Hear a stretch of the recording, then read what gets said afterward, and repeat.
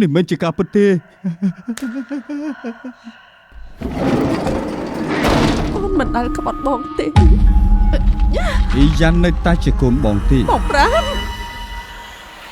នោះជាណាបងសម័យហើយហឺម៉ាន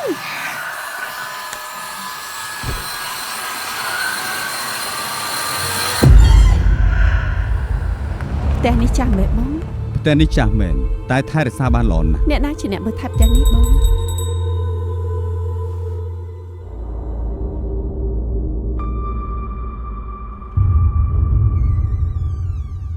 បងមកធ្វើអីនៅទីនេះនៅក្នុងផ្ទះនេះមានអ្វីម្យ៉ាងណាណារិន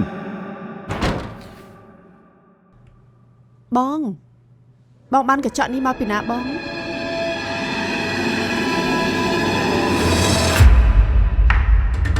នាងបានឃើញសញ្ញានេះនៅណាចាប់តាំងពីពួកយើងរើទៅនៅទីនោះហើយឃើញមានកញ្ចក់នោះហើយខ្ញុំមានអារម្មណ៍ថាមានអីម្យ៉ាងមិនស្រួលសោះ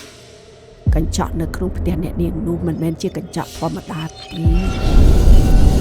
បើទ្វារនោះបើកហើយពេលនោះការផ្លាស់ប្ដូររាងកាយនិងវិញ្ញាណអាចនឹងកើតឡើងបានទេ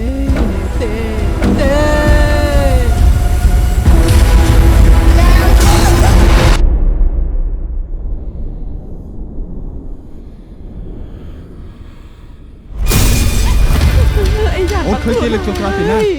ពេលនឹងគេកំពុងធ្វើស្អីជួយរកគេសិនមកអ៊ីយ៉ានឆាប់ឡើងចេញពីទីនេះទៅអ៊ីយ៉ានឆាប់ចេញពីកញ្ចក់នោះមកអ៊ីយ៉ាននេះមិនមែនជាការពិតទេឯណារៀបការរបស់គូចង់ឲ្យកូនយើងនៅរស់មែនទេសូមជួយយកខ្ញុំជំនួសវិញទេហើយស្រី